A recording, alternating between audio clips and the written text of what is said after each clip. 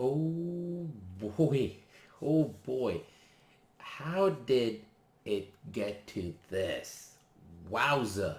I mean, you look at the first one and you look at this one. There is like this miles of difference between the two. The quality really went downhill. Now, not gonna sit here and I'm gonna say that, oh, this one was bad, this one was this or that, blah blah blah. Good. Yeah, no, it's nothing like that. It's not the worst thing ever or anything like that. It's definitely watchable. It is enjoyable in its own way, but it definitely is a disappointment considering uh, what the first one was. You compare it to the first one, and it literally is. You should not be lowering expectations. Welcome everyone to the review of Wonder Woman 1984. I was able to catch it not in theaters and not on HBO in Canada. It's only available on VOD kind of thing. You can just rent it. So I did that. And honestly, I don't think this was worth it. I paid like 30 something bucks with taxes, and it was not. It just did not feel worth it. Now, the positive. The actors are really, really good. Really good. I mean, from Gal Gadot to Pedro Pascal, Chris Pine, Kristen Wiig, like all of these actors actually do their parts really well. The problem with the film is it's over bloated, and it adds also these elements to the Wonder Woman character, like in terms of powers. I'll let you experience it. I'm not gonna go into spoilers, and it raises more questions like, okay, where was all of this in the future, which we've seen? Like, where was this in Batman v Superman? Where was this in Justice League? What happened? What happened? And it worries me. It's like they are planning to do a third, so you just sit there and you think like, okay, what is going on? Why is this so overbloated? Was it supposed to be set after the current films? Like set in the present instead of like them deciding to do it in the past for some reason? Because it definitely feels disconnected. I mean, by the end of it, there are some catastrophic events happening.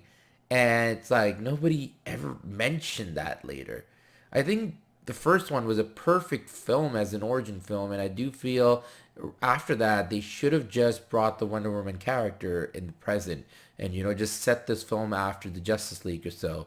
Now they are doing some remasters for well, we know they're doing the Justice League thing, which the whole re-edit, but then there's also like a remaster for Batman v Superman, so they might add things to it, but there are some very, very serious things that are done, and you think, okay, like where was all of that? So that's one thing, and then there are just so many elements at play.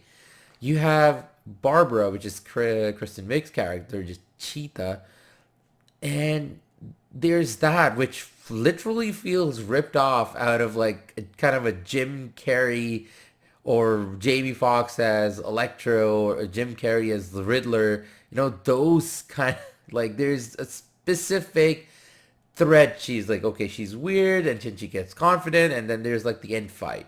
The end fight, which is just non-inspiring. It's like, okay, well, we gotta have an end fight, so have that.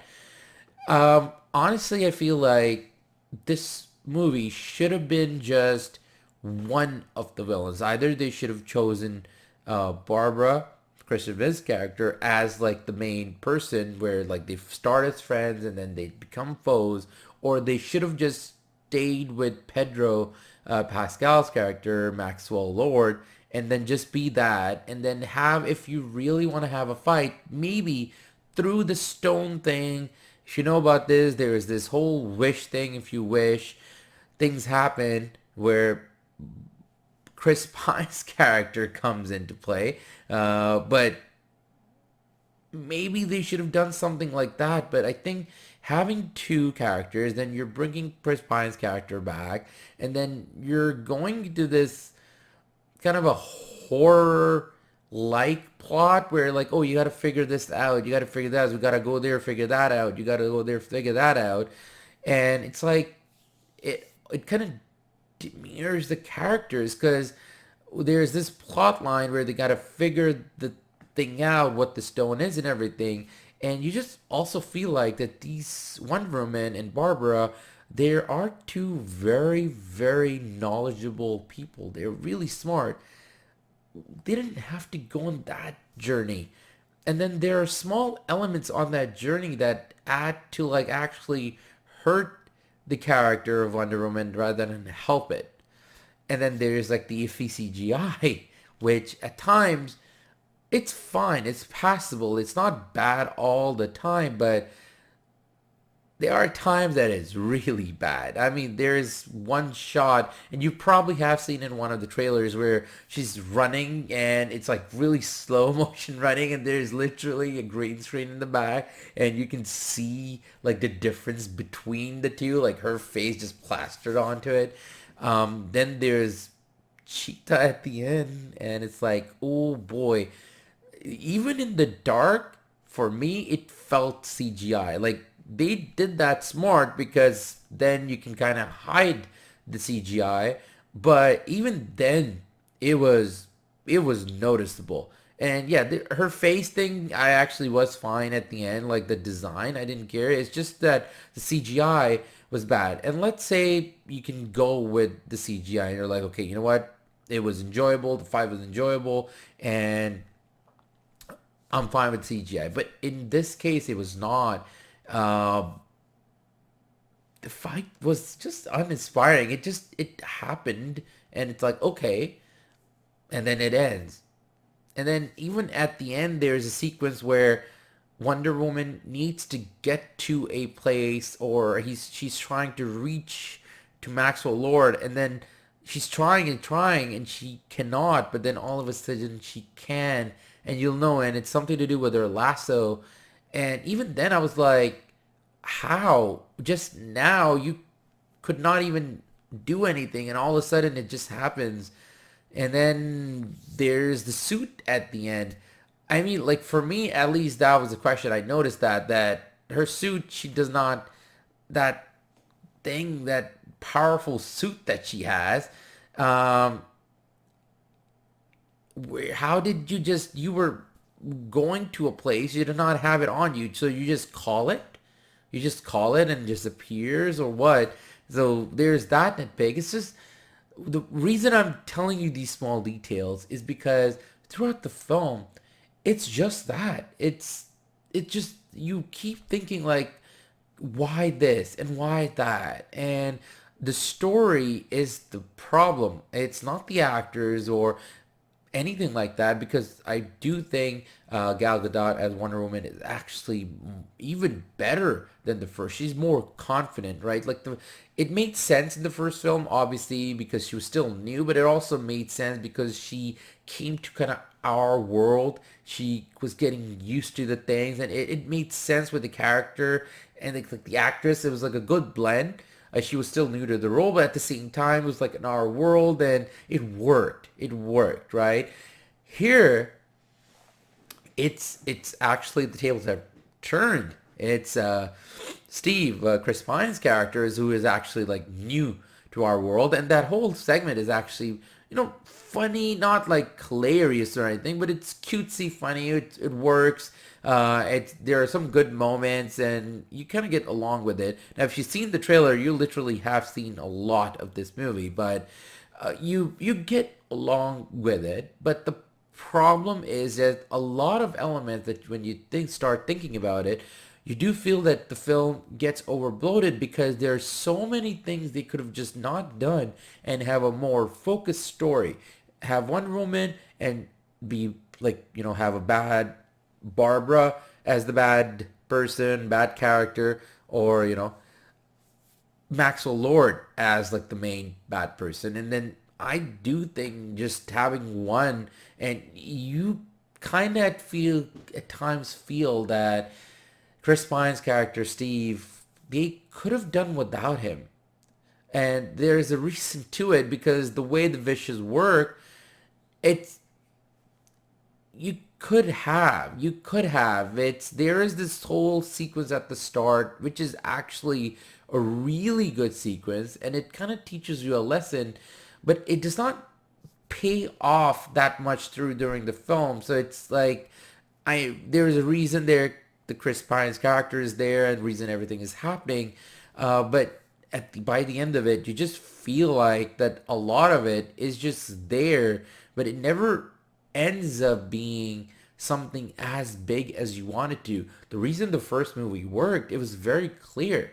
It had a heartful kind of a journey, and then it was focused. This film lacks focus, and I think that's the biggest issue. It never feels like it has one thing on the go. It just feels like there's so much at play, and it's also adding to the Wonder Woman character. Their, ability wise, there's some abilities that she learned, and it just does not feel like that it's connected to the all the other movies, even though it is. But it just feel like that this really should have been maybe a sequel to Justice League, so instead of being set in 1984. So towards the end, I honestly think it's okay if you want to watch it. You can have a good time, but it really is that one-time watch, and it is really disappointing. I give it a 5 out of 10. It really was. I mean, I think the first one was good, not like the greatest, but I think it was a very strong film. This makes the first one for me look like, wow, that was some excellence. And the more and more I think about it, the first one was such a great film compared to this. So that's my take on it. I tried to stay away from the spoilers because I want you all to check it out, and decide for yourself. I want to stay for as much of like the information. I don't want to give you all of that. But yeah, watch it and let me know what did you all think about it, or if you have already watched it. What are your thoughts? What do you think? What do you think went wrong? And do you think it should have been a sequel, or do you think what they did was fine, or do you think they really did not nail this time around, and the first one was a much better film? So yeah, leave a comment below. Let me know. Again, thanks for watching. Thanks for all the support. And yeah, leave a share, leave us a dislike, like, whatever you prefer. And I will catch you all later. Until then, take care. Tata. AK out.